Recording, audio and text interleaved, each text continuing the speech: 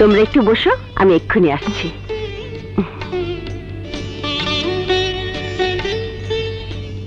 এসো। স্মৃতি, এখানে একটা ছবি দেখতে পাচ্ছ? নিশ্চয়ই তোমার বাবার। হ্যাঁ, আমার বাবার ছবি। ওই যে তোমাকে বলেছিলাম না, আন্দোলনের সময় বাবা মারা গেছেন। আমি ঘুম থেকে উঠে প্রতিদিন এই ছবিটার সামনে কিছুক্ষণ দাঁড়িয়ে থাকি।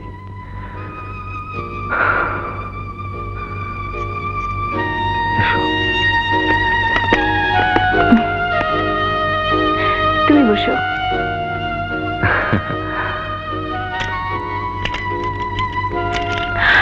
এই নাও।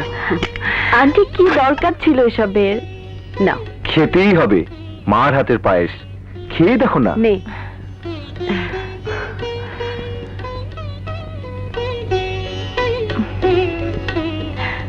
আন্টি, আপনার অভি খুব ভালো ছেলে।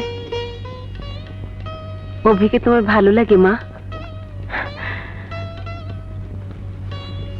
ও চোখ দিয়ে না দেখলেও মন দিয়ে সব কিছু দেখতে পারে। এজন্যই তো ওকে আমার এত ভালো লাগে। তুমি নাকি তোমার চোখ দিয়ে আবার ওকে পৃথিবী দেখাবে? ও তাহলে আপনাকে আগেই সব বলে দিয়েছে? এই শোনো, তোমাকে আমি আর কিচ্ছু বলবো না। তুমি কি ওকে কথাটা সত্যি বলেছিলে মা? না মানে আন্টি, ওটা কি আন্টি?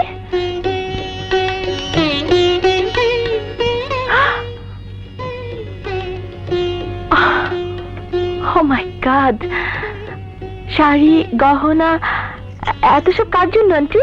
অভি বউর জন্যে। অভি বিয়ে কবে? কার সঙ্গে?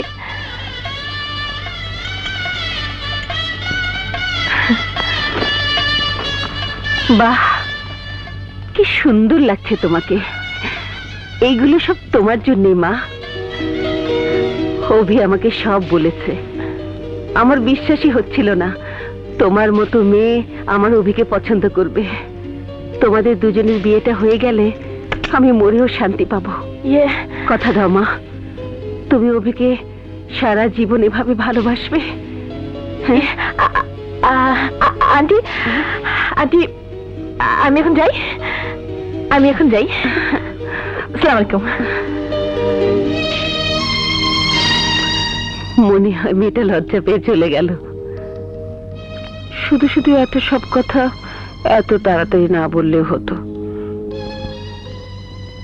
আহা, কি সুন্দর মেয়েটা। একদিন বউ হয়ে ঘরে এলে এ ঘর আবার আলোয় ভরে উঠবে।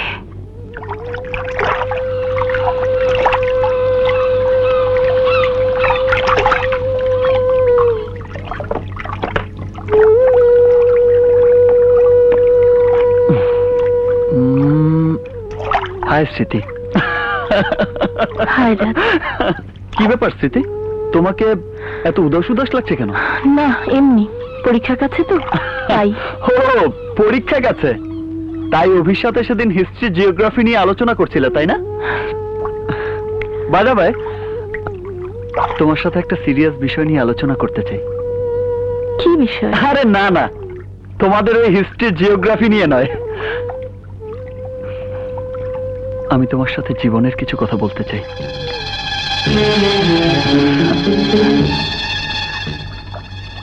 সেদিন খেলার সময় তুমি আমাকে যেভাবে অনুপ্রেরণা দিয়েছিলে, সেই অনুপ্রেরণা যদি তুমি আমাকে সারা জীবন দিয়ে যাও,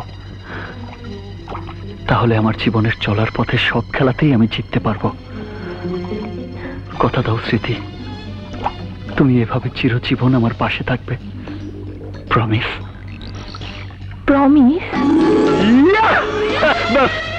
এইটুকুই যথেষ্ট।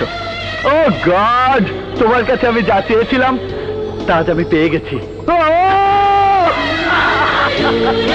মাই গড, নো নো স্মৃতি, তুমি প্রমিস করেছো।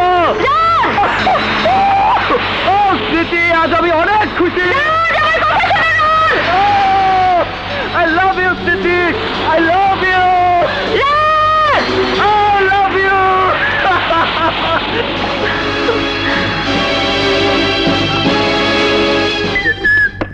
হাই স্মৃতি, শোনো, মনে মনে তোমাকেই খুঁজছিলাম। তোমার জন্য একটা সুসংবাদ আছে। সুসংবাদ? হ্যাঁ, সেদিন কলেজ ফাংশনে তোমার নাচ গান দেখে একজন ফিল্ম ডিরেক্টর তোমাকে হিরোইন বানানোর চিন্তা ভাবনা করেছেন। তাই নাকি? হ্যাঁ, আমি হিরোইন হব? অবশ্যই। সংবাদপত্রে আমার ছবি উঠবে, সবাই বলবে স্মৃতি নায়িকা হয়েছে। অফারটা তো ভালোই। আচ্ছা, আমি ভেবে দেখবো। ওহো, এত ভাবাভাবির কি আছে? তোমার সিদ্ধান্তটা বলো। আহা, পড়ালেখা তো শেষ করতে হবে। আরে পড়ালেখা ছেড়ে দাও, জীবন এমন সুযোগ বারবার আসবে না।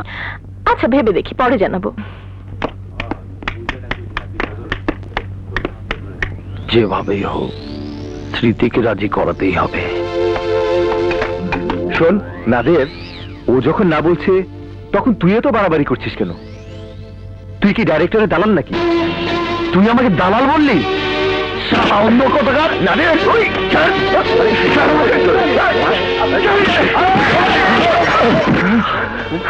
তুই স্মৃতিকে জোর করে সিনেমা নামাবি? জানে মেরে ফেলবো তোকে। রাজ, আমাকে ও দালাল বলেছে। রাজ, ঠিক আছে, তুই যা, ঝগড়ার দরকার নেই। অভি, শালা অন্ধ, মেয়েদের সামনে হিরোতে যাও, এই জন্যই তো অন্ধ হয়েছিস। আয় দাঁড়া। কি বললি? এই, কি বললি? এই, আবার বল। এই, কি বললি? রাজ, ভালো হবে না বলছি। বাড়াবাড়ি করলে তোকেও ছেড়ে দেবো না। কি বললি? আবার বল। আবার বল, কি বললি? তুই আমার বন্ধু।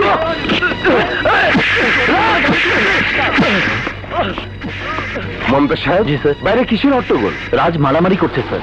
ওহ, এদের নিয়ে প্রবলেম দেখছি। জানতো মমতা সাহেব, ওদেরকে ডেকে নিয়ে আসুন। জি আচ্ছা।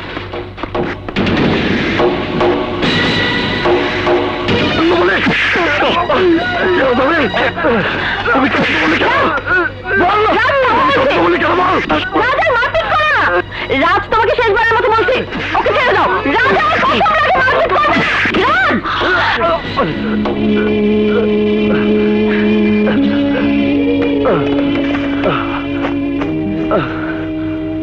প্লিজ, আমার জন্য হলেও তোমরা ঝগড়া করো না, প্লিজ।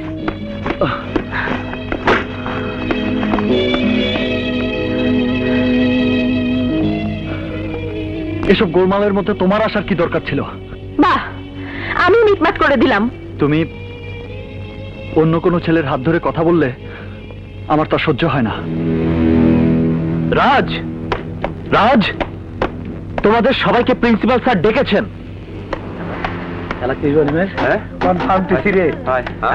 খেলাটা কত কইরা কোন চলো। রাজ, বাহে বাহে